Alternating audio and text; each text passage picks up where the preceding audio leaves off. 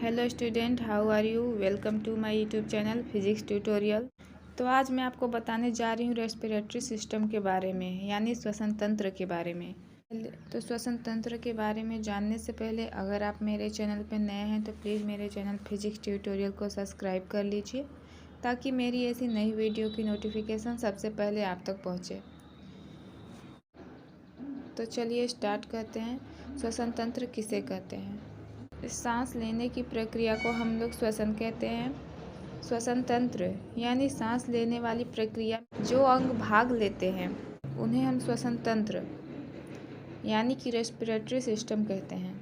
चलिए इसको हम डिटेल में जानने की कोशिश करते हैं। सबसे पहले आप जान लीजिए कि श्वसन की क्रिया में सबसे इम्पोर्टेंट रोल प्ले करता है ऑक्सीजन। श्वसन की क्रिया में ऑक्सीजन बहुत ज़रूरी होती है, इसलिए इसे हम ऑक्सीकरण की क्रिया भी कहते हैं, क्योंकि इसमें ऑक्सीजन की ज़रूरत होती है, जिसके कारण हम बोलते हैं कि ये ऑक्सीकरण की क्रिया है। बिना ऑक्सीजन के श्वसन क्रिया संपन्न नहीं हो सकती है। श्वसन के फलस्वरूप हमें ऊर्जा प्राप्त होती है, जिससे हमारे शरीर में गर्मी होती है, जिससे हमारे शरीर में एनर्जी आती है, हमारा बॉडी गर्म रहता है। अगर हम सांस नहीं लेते हैं तो हमें ऊर्जा नहीं मिलती है। ऊर्जा नहीं मिलने के कारण हमारे शरीर में गर्मी नहीं होती है, एनर्जी नहीं होती है, जिससे हमारा शरीर ठंडा पड़ जाता है। अब देखिए यहाँ इम्पोर्टेंट क्या है। ऊष्मा बने रहने के दो कारण होते हैं। पहला, रक्त का परिसंचरण शरीर में। दूसरा, श्वसन क्रिया। जैसा कि हमने आपको बताया था, रक्त परिसंचरण जब होता है हमारे शरीर में बॉडी का टेम्परेचर मेंटेन रहता है। उसी प्रकार हम सांस लेते हैं तो हमें ऊर्जा मिलती है, जिससे हमारा बॉडी का टेम्परेचर मेंटेन रहता है, हमें एनर्जी मिलती है, हमारा बॉडी गर्म रहता है। अब इस क्रिया को हम कैटाबॉलिक भी कहते हैं। अब कैटाबॉलिक होता क्या है, नहीं समझ में आया तो चलिए बताते हैं। कैटाबॉलिक वैसी क्रिया होती है जो कि तोड़ने का काम करती है, और वहीं दूसरी साइड इसके जस्ट अपोजिट एनाबॉलिक वो क्रिया होती है जो किसी क्रिया को जोड़ने का काम करती है। यहाँ तक आप समझ गए। सांस लेने में ऑक्सीजन बहुत इम्पोर्टेंट होती है। सांस लेने के बाद बॉडी में हमारे एनर्जी आती है, जिससे हमारा बॉडी गर्म रहता है। चलिए अब जानते हैं श्वसन के विभिन्न अंग के बारे में। हम अपने ऊपर देखते हैं कि हम श्वसन किस किस माध्यम से लेते हैं। इससे हमें याद करने की ज़रूरत नहीं पड़ेगी, हमें समझ में आ जाएगा, जो हमेशा के लिए याद रहेगा। अगर किसी चीज़ को समझना है तो उससे अपने ऊपर लीजिए। रटने वाला काम आपको आज याद रहेगा, कल याद रहेगा, उसके बाद आप भूल। लेकिन जो टॉपिक आप समझ लेते हैं उससे आपको याद करने की ज़रूरत नहीं पड़ती है, तो आपको लॉन्ग टाइम तक याद रहेगी। तो चलिए अब जानते हैं श्वसन के अंग के बारे में। अब जानते हैं हम सांस कहाँ से लेते हैं। कोई बोलेगा नोज से लिया जाता है, कोई बोलेगा माउथ से लिया जाता है, पर ये दोनों ही आंसर गलत होते हैं। पर यहाँ से सांस नहीं लेते हैं हम, ये वो रास्ते हैं जिसके द्वारा सांस अंदर जाती है। मेन हम सांस लेते हैं लंग्स यानी फेफड़ा से। अब चलिए हम जानते हैं ब्रीथिंग के बारे में। ब्रीथिंग किसे कहते हैं? तो सिंपल लैंग्वेज में हम आपको बता दें कि सांस लेने और छोड़ने की क्रिया को ब्रीथिंग कहते हैं। इसमें 2 पार्ट होते हैं, एक इंस्पिरेशन होता है, एक एक्सपायरेशन होता है। इंस्पिरेशन आपको नाम से ही पता चल रहा है, जब सांस को हम अंदर लेते हैं, मतलब जब सांस को हम इन करते हैं, उसे हिंदी में निश्वसन कहते हैं। जब हम सांस को अंदर लेते हैं तो वो इंस्पिरेशन यानी निश्वसन होता है। अब वहीं दूसरी साइड एक्सपिरेशन। यहाँ पे जब हम सांस को बाहर छोड़ते हैं, नाम से ही आपको क्लियर हो रहा है एक्सपिरेशन मतलब जब हम सांस को बाहर छोड़ते हैं, तो आपको क्लियर हो गया इंस्पिरेशन एक्सपिरेशन। निश्वसन निश्वसन होता है जब हम सांस को अंदर लेते हैं, इंस्पिरेशन, और एक्सपिरेशन निश्वसन जब हम सांस को बाहर छोड़ते हैं। अब चलिए हम जानते हैं सांस अंदर लेने और बाहर छोड़ने में किस किस गैस का विनिमय होता है। कन्फ्यूज़न में मत जाइए, ये वेरी सिंपल है। तो आपको पता है एटमॉस्फेयर में कितना % कौन सा गैस होता है?